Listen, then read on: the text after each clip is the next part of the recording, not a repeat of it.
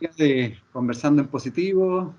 Estamos en una nueva edición aquí en MCA Canal, en estos periodos extraordinarios de pandemia, de crisis, de transformación, de oportunidades y de un gran cambio en la sociedad.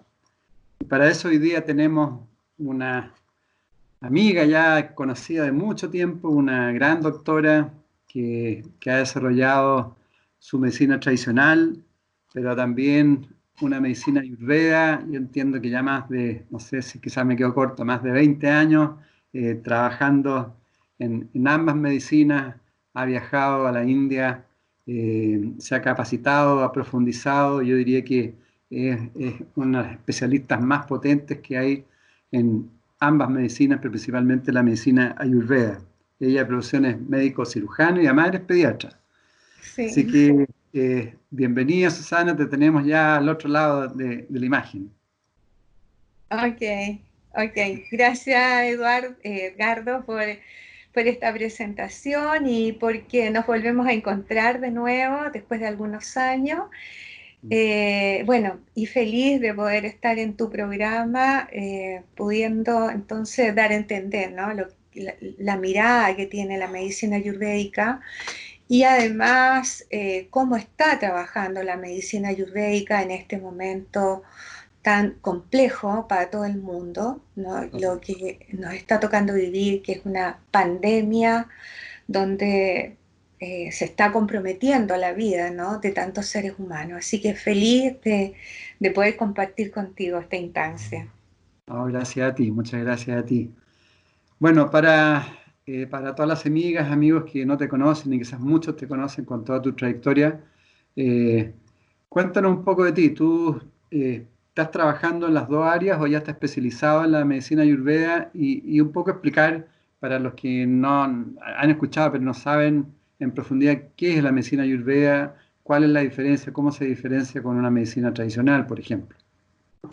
Claro, mira, lo cierto es que yo inicié mi formación hace ya más de 25 años y mi modelo ha sido integrar el Ayurveda a la medicina convencional de manera de ampliar el enfoque. No he intentado separar las dos, ¿no? O sea, he seguido siendo médico convencional. No soy médico ayurvédico propiamente tal, pero sí he tenido muchos cursos de posgrado en la India. He ido muchas veces y he logrado capacitarme bastante bien en esta ciencia milenaria y entonces poder integrarla al enfoque convencional para así poder entender de una manera diferente la fisiología, ¿no?, el funcionamiento de todo nuestro sistema orgánico unido con la mente. Y en eso Bueno, estoy ya hace muchos años. Obviamente que los modelos convencional y ayurvédicos son diferentes, pero también son absolutamente complementarios, ¿no? El ayurveda no está basado en un sustrato orgánico como nuestra medicina convencional. Necesitamos tomar una radiografía de tórax si queremos diagnosticar una neumonía, por ejemplo, ¿ya? Desde el enfoque convencional, esta medicina está basada en la conciencia. Y para poder llevarla a un terreno más objetivo, está basado en un sustrato cuántico. ¿Ah? A eso se refiere. O sea, un quantum es la millonésima parte de un átomo. Entonces ya entramos en un terreno energético, porque ya no tenemos ese sustrato que necesita nuestra medicina convencional y que de todas maneras creo que es muy bueno, como poder hacer diagnósticos, ¿no?, a través de imágenes, a través de exámenes de laboratorio, ¿no?, etcétera. Eh, perdona un poquito. Perdona. ¿Qué significa en más profundidad un sustrato cuántico? claro, un sustrato cuántico significa que vamos más allá del órgano enfermo. Por ejemplo, una persona que tiene un cuadro respiratorio, un asma bronquial crónica. Nosotros desde lo convencional vamos a tratar esa obstrucción recurrente o permanente que tiene, ¿cierto?, el enfermo, el paciente, primero lo diagnosticamos, lo ocultamos, hacemos una buena historia clínica y le damos medicinas que le van a dilatar el bronquio. Desde el enfoque convencional, este asma bronquial sería la consecuencia de un desbalance que acontece en un terreno que ya no es orgánico, es un terreno desde donde se está dirigiendo y gobernando toda nuestra fisiología y en particular nuestro sistema respiratorio. Un poco para llevarlo a un terreno más concreto, porque si no queda en una cosa un poco etérea. Entonces, el Ayurveda se basa en entender todo este funcionamiento orgánico de nuestra mente en tres grandes principios que son sutiles, metabólicos y que están ubicados en este terreno que ya no lo podemos tocar ni medir. Y esos tres principios, que en el Ayurveda se llaman Vata, Pitta y Kapha, estarían dirigiendo toda nuestra fisiología. Entonces, cuando nos encontramos con un paciente, por ejemplo, con desbalance respiratorio, nosotros nos dirigimos a los tres principios, pero básicamente a uno. Por ejemplo, sería Kapha, que está encargado de toda la funcionalidad del sistema respiratorio y de otras funciones más. ¿Me entiendes? Entonces, vamos a entrar a ubicar la causa. Esto entendiéndolo de una manera para que, digamos, todas las personas que están escuchando puedan entender, ¿no? Porque en realidad es mucho más complejo que esto. Pero obviamente nos vamos a enfocar en ese principio para poder lograr en una primera etapa la estabilización, el balance y en una segunda etapa ojalá la curación, como ha ocurrido con muchos pacientes que tienen, por ejemplo, asma bronquial, ¿ya? Eso sería un poco el ¿Cómo, enfoque. en ese caso, perdona, cómo es el tratamiento en ese mismo caso que tú estás explicando? Claro, bueno, mira, primero que nada hay que hacer un muy buen diagnóstico con el enfoque de la Ayurveda, porque ya tenemos el diagnóstico desde el enfoque convencional, con espirometría, con, qué sé yo, una serie de estudios, ¿no? Con test de alergias, etcétera. Pero necesitamos conocer el diagnóstico ayurvédico. Para eso necesitamos tener una historia clínica muy amplia, que va más allá de ir a ocultar solamente la vía aérea, sino que necesito saber cómo está el sistema digestivo, por ejemplo, ¿ya? El sistema gastrointestinal, cómo está el sistema cardíaco, cómo está el sistema osteomuscular. Necesito tomarle el pulso al paciente, que me da un informe enorme, ¿no? Enorme, de qué principios tiene alterado, etcétera, ¿no? Sí, Y dependiendo tener del pulso, perdona, dependiendo del pulso te vas viendo distintas alteraciones en distintos órganos, puedes definir. absolutamente, absolutamente. O sea, lo más probable es que ese paciente tenga además una alteración en la fisiología del sistema nervioso, tanto en el área mental como emocional, y eso esa información me lo da el pulso. Probablemente el paciente me va a contar en su historia clínica, piensa tú que esta consulta habitualmente dura entre 1 hora y cuarto, 1 hora y media, entonces es muy larga. Pero yo correlaciono con el pulso y puedo ir más profundamente a conocer qué daño realmente tiene en todo su sistema, porque el Ayurveda une todos los sistemas, no los fragmenta, ¿me entiendes? Un sistema, por ejemplo, el sistema respiratorio, no está separado de los otros sistemas, ¿no? Como te explicaba, el gastrointestinal, sino que son interdependientes. Es muy probable que un paciente, por ejemplo, asmático, tenga su origen en un desbalance gastrointestinal, por ejemplo, ¿ya? Cada paciente asmático es diferente al otro, tiene una terapia individual distinta, que es una gran diferencia con nuestro enfoque convencional, que es una terapia estándar, tiene un protocolo, digamos, ¿no? Ahora que estamos hablando de muchos protocolos, tiene un protocolo, ¿no? Donde se le dan broncodilatadores, inhaladores o corticoides si lo necesita, etcétera. En cambio acá, con el Ayurveda tenemos terapias individuales. Cada paciente asmático es diferente al otro, porque el terreno psicofisiológico en cada uno de nosotros es diferente. Pues, esto es como la agricultura en el fondo, ¿me entiendes? Tú preparas un terreno para poder sembrar tomates, por ejemplo, pero preparas un terreno diferente para sembrar las papas, ¿me entiendes? O Y ahí, sea, Susana, una pregunta. ¿Ustedes también se involucran, por ejemplo, en el aspecto emocional de las personas, en su historia personal? sí, absolutamente. O sea, eso está en el aspecto mental, ¿no? En el aspecto psicológico, que obviamente tiene un rol importante en la fisiología. O sea, en realidad la mente es uno, el trabajo con la mente o la influencia que ejerce la mente en la fisiología es un pilar fundamental en el Ayurveda. O sea, excluir la mente no es estar haciendo Ayurveda en realidad, ¿no? Y, O y- sea, y los, incluir la mente, obviamente.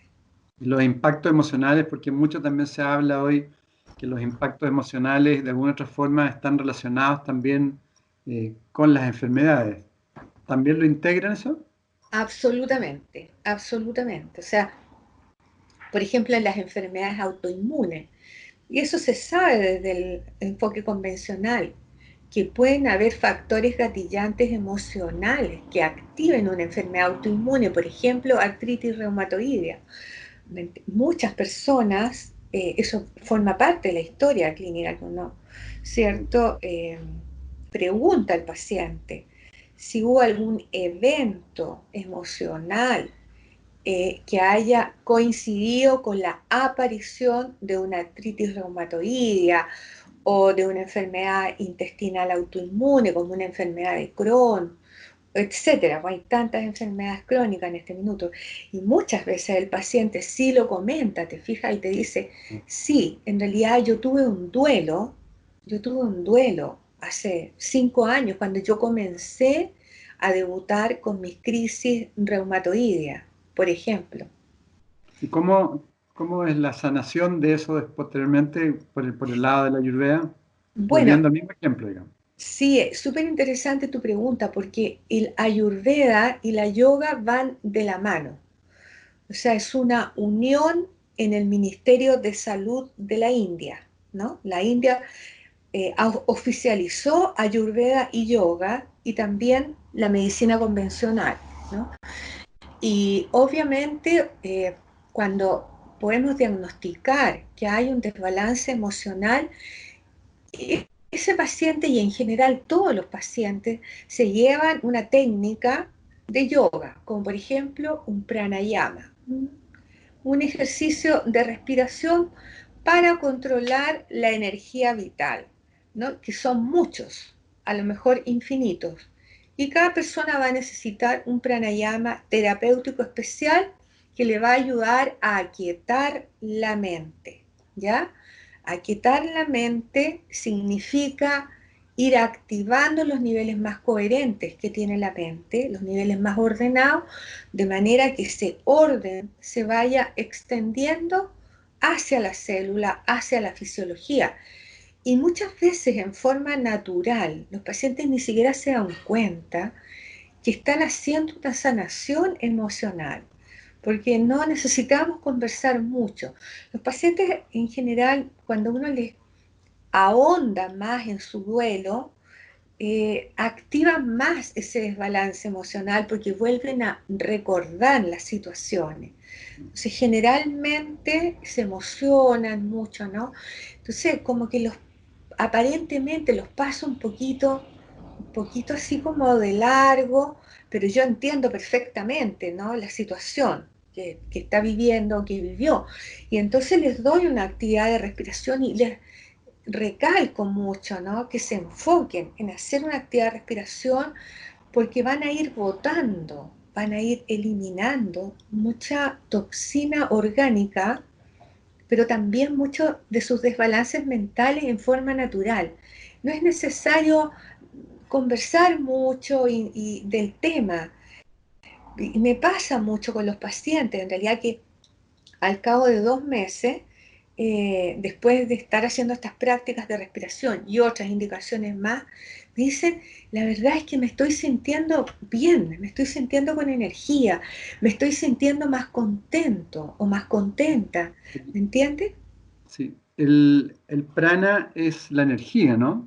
Energía vital, eso es La prana. energía vital. Que eso se va trabajando para volver a regularla de alguna forma, ¿no? ¿Cuál es la Claro, importancia? Porque distintos ejercicios de prana son distintas formas de respiración también para generar un equilibrio.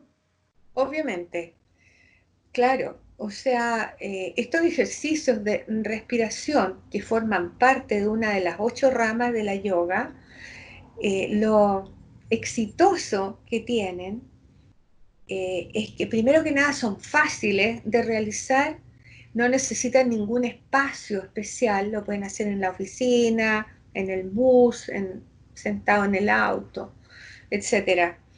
Y entonces se les entrega unos 5 minutos 2 veces al día, 3 minutos 2 veces al día, dependiendo de la persona, de cómo uno ve si puede llevar disciplinas o no, ¿me entiendes? Y obviamente que tienen en este minuto mucho respaldo científico, o sea, hay muchas universidades en Occidente que se han dedicado a estudiar la acción que tienen estos ejercicios de respiración en la salud, ¿no? Y cómo efectúan cambios de recuperación en muchos aspectos de muchas enfermedades. Entonces ya no estamos hablando de algo que solamente es milenario y que tiene como este conocimiento antiguo, que tiene un valor enorme, obviamente, pero que ya tiene un respaldo científico. Nosotros en Occidente necesitamos mucho los respaldos científicos para Claro, sentirnos más seguros de que lo que nos están entregando es realmente verdadero y que efectivamente me va a producir un cambio en mi salud. ¿Mm? cierto. Podríamos dar un ejemplo, por ejemplo, reiterando ahí. Hoy día estamos viviendo una pandemia, las personas están quizás muy ansiosas, con algo de temor, no se pueden relajar. ¿Qué ejercicio tú le podrías dar, por ejemplo, de respiración para que puedan conectarse y puedan tener una mayor armonía? Bueno, yo creo que indudablemente Vaya Kumbhaka, que es el nombre de un tipo de pranayama o de ejercicio de respiración, mejora la oxigenación celular, pero también produce mucha quietud y mucha paz, ¿no? En la mente. Lo importante en un pranayama es que uno adopte la postura correcta, de manera de tener la columna vertebral centrada. Entonces uno trata de llevar los hombros hacia atrás, el mentón paralelo al piso, ¿no? Poner los pies en el piso, uno se puede sentar en el lugar que a uno le parezca cómodo, una silla, en el suelo, pero que uno logre adoptar la postura correcta, ¿no? Columna Bien. recta. Y en esa postura es inhalar por nariz, tratando de inflar el abdomen, si es que se puede. En una Mm. primera etapa cuesta, entonces yo diría inhalar lentamente, exhalar lentamente, si se A la puede vista. exhalar por nariz, siempre es por nariz. Exhalar hundiendo el abdomen y retener, sin respirar, retener en 5 tiempos. Y uno los cuenta mentalmente. 1, 2, 3, 4, 5 y vuelve a inhalar, vuelve a exhalar y retener, sin respirar. Los tiempos de inhalar y exhalar también son parecidos al de retención, No, en este ¿no? caso no importarían. En Ya, este caso en particular, no. ya. La persona está tensionada, con estrés, con muchas cosas en la cabeza, con muchos miedos, sustos, etcétera. Entonces, para no complicar más la cabeza, solamente inhala lento y profundo, exhala lento, gradual por la nariz y luego retiene. Y eso le va a permitir una muy buena oxigenación, que eso le va a dar también un poder a la función celular, ¿no? Porque Ujú. piensa tú que en esta pandemia las células pulmonares son las que se ven más afectadas y este es Mm. un buen pranayama preventivo, o sea, Eso es bueno para dormir también, ¿no? Antes de va a, dormir. va a ayudar, hay otros para dormir, Pero esto le va a ayudar a quietarse, a estar más tranquila y a sentirse más seguro en el fondo, porque aquí se ha despertado mucho la inseguridad con la pandemia, ¿te fijas? Pucha, me voy a contagiar, tendré el corona, seré un asintomático, y si tengo el corona positivo, me llegará al pulmón y estaré conectado a un ventilador. O sea, son toda una serie de Claro, interrogantes muy lícitas que cualquier ser humano se hace en este minuto, ¿no? sin duda. Bueno, ya que estás hablando del corona, un poco lo que tú querías transmitir, un poco que lo traes desde la India. Cuál es la posibilidad, digamos, de sanación a través de lo que está haciendo la Ayurveda en la India y que tú también lo manejas? Mira, en este minuto se está trabajando en la India con el Ayurveda precisamente, ¿no? El primer ministro pidió a los expertos en medicina ayurvédica que lanzaran prescripciones fáciles de realizar para prevenir, ¿ya? Ahí está enfocado en este minuto, cómo prevenir. Desde el enfoque convencional no nos podemos olvidar que la gran prevención es quedarse en casa, si uno sale, guardar las distancias de al menos 2 metros, yo diría no 1, porque el virus tiene un alcance de 2 metros y eso se ha estudiado científicamente, 2 metros. Eh, Usar mascarillas, ¿no? Que realmente eviten la salida de estas gotitas de Flieger que salen cuando uno respira normalmente y por boca. Entonces, el uso de mascarilla yo también lo apoyo de todas maneras y lo apoyé siempre en mis pacientes desde que supimos de los primeros casos. Usen mascarilla, siempre, ¿ya? Desde la Ayurveda, lo que se está haciendo en la India y lo que yo también empecé a hacer acá con mis pacientes y con los que no son mis pacientes, bienvenidos obviamente, es fortalecer la inmunidad. ¿Ya? Ese es un pilar súper importante, fortalecer la inmunidad y fortalecer el sistema respiratorio, que es el órgano blanco donde se aloja principalmente el virus. También se dice que podría entrar al sistema gastrointestinal y provocar síntomas como diarrea, dolor, pero es lo mínimo, ¿no? Ya. Lo más grave es cuando ingresa al sistema respiratorio y se instala en el pulmón, ¿ya? Afortunadamente, de acuerdo a los estudios epidemiológicos que se han hecho a nivel mundial, de los contagiados, 40% son asintomáticos, no les da síntomas, lo cual es también de mucha atención y llamémoslo entre comillas gravedad porque pueden haber muchas personas, te fijas, circulando en la calle sin que sepan que tienen el corona. Claro. Un 40% da síntomas, pero síntomas de vía aérea alta, como resfrío, secreción, eh, un poco de flema, una gripe, una cosa que no compromete la vía aérea baja. Y el 20% de los contagiados sí podrían hacer neumonía, que son de carácter leve, medianas y severas, ¿ya? O sea, está toda la gama.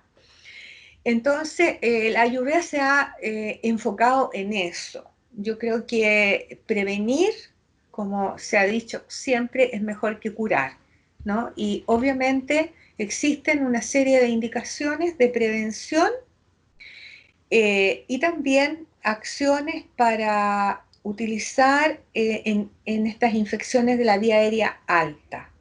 En la ¿Cómo, vía cómo, aérea cómo prevenimos el sistema inmune? Claro, por ejemplo, porque no vamos a hacer una clase de ayurveda de corona, pero por ejemplo, una de las indicaciones sería tomar agua caliente, hervir 1 litro de agua, 10 minutos, ¿ya? Hervir Ya, 10 minutos. Podría ser sola o podría ser con un trocito pequeño de jengibre, 1 centímetro cúbico, y ya, se hierve con el jengibre y se guarda en un termo y estamos tomando frecuentemente durante el día ese litro, ¿ya? Eh, Tú sabes que lo caliente de alguna manera produce un cierto grado de vasodilatación, o sea, se agranda el diámetro de los vasos sanguíneos, vasos linfáticos, ¿no? Y eso significa que tenemos un torrente de linfocitos, leucocitos, que son nuestros defensores, ¿no? Claro. Nuestros militares internos, en el fondo, que nos hacen poner el escudo.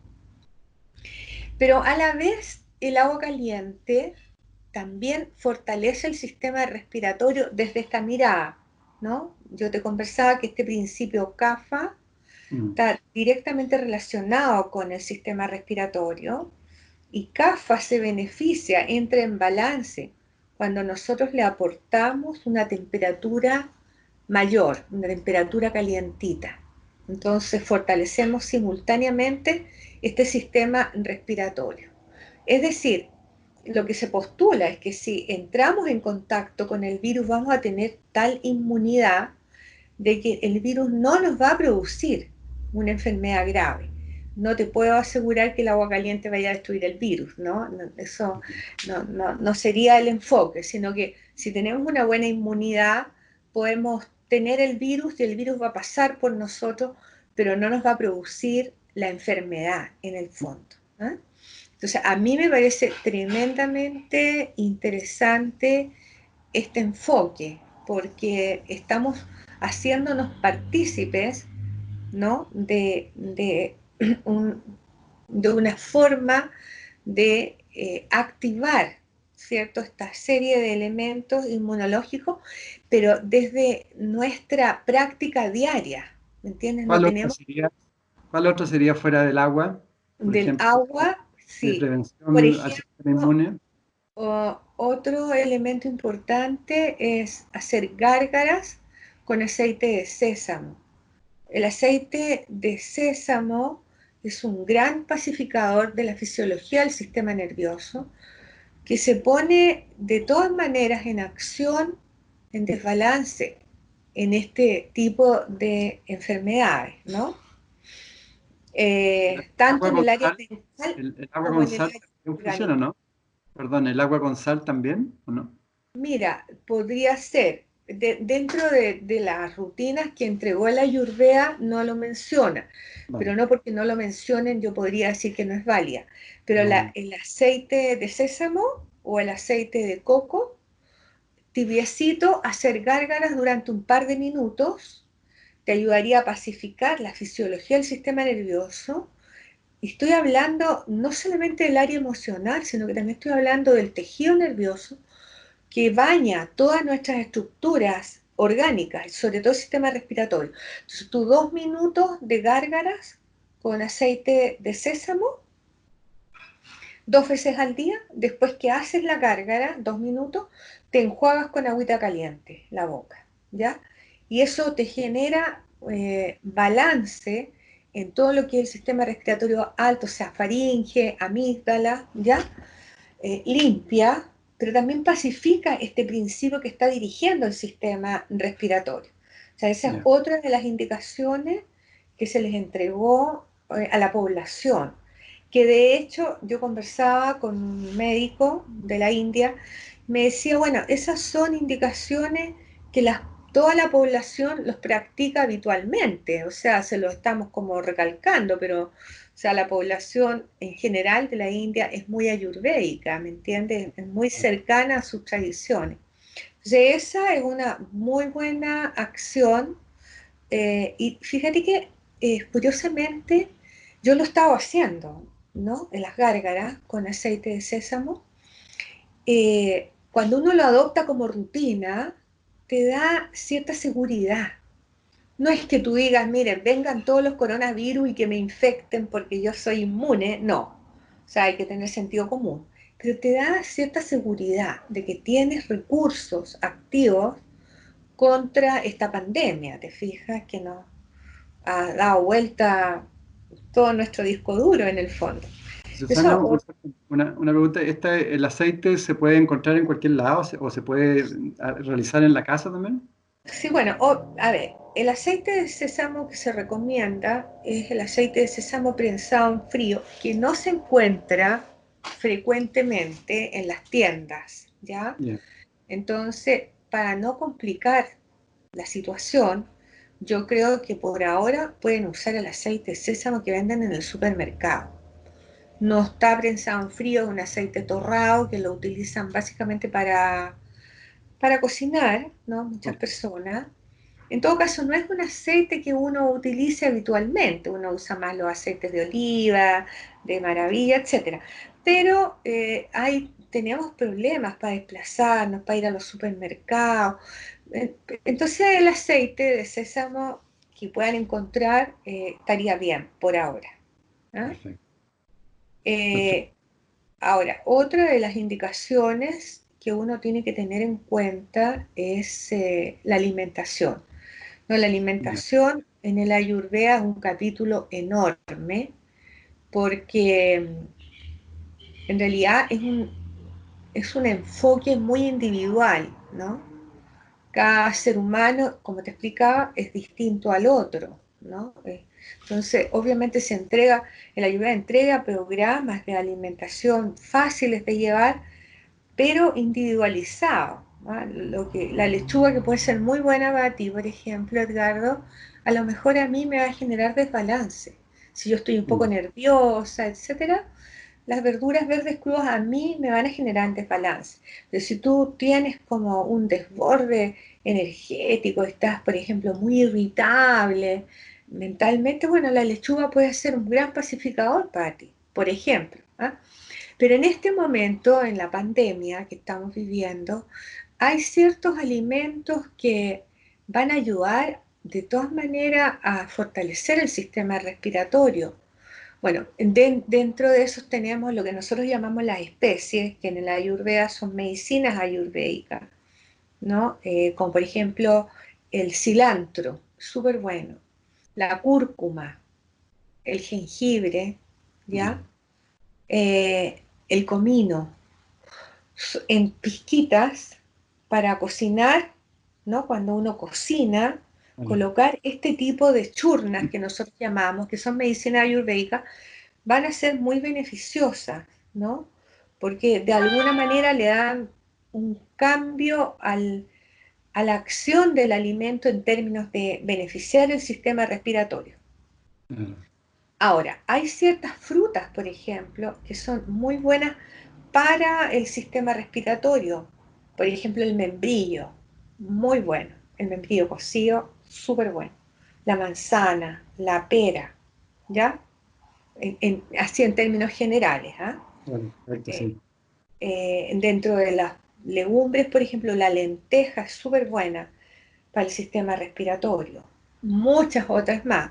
Eh, Dentro de los cereales, la avena, por ejemplo, es muy buena también. Pero esto en un contexto así bien general, porque Sí, por pudiera supuesto. ser que la persona que está previniendo el corona tiene un colon irritable, por ejemplo. Entonces necesita un programa especial de alimentación que va a actuar en toda su fisiología, específicamente en el colon, y hay que ir como de alguna manera entregando indicaciones específicas, ¿no?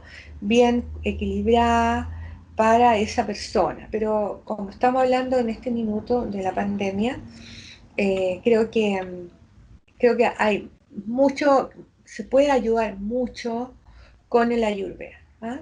Y si el paciente parte con síntomas, bueno, hay que tener ojo con eso, porque se hablaba mucho del dolor de garganta, pero bueno, el dolor de garganta te lo puede provocar muchos virus, entonces obviamente que hubo esto se presta como para decir, pucha, estoy con dolor de garganta, me habría contagiado el corona, o sea, pero también están los adenovirus, está el virus influenza, el parainfluenza, el rinovirus, o sea, hay muchos, ¿no? Que pueden provocar dolor de garganta. O sea, el punto está en que no todos los que tengamos dolor de garganta vamos a ir al laboratorio a hacernos el examen, ¿no? El PCR para el corona, porque creo que no daríamos abasto.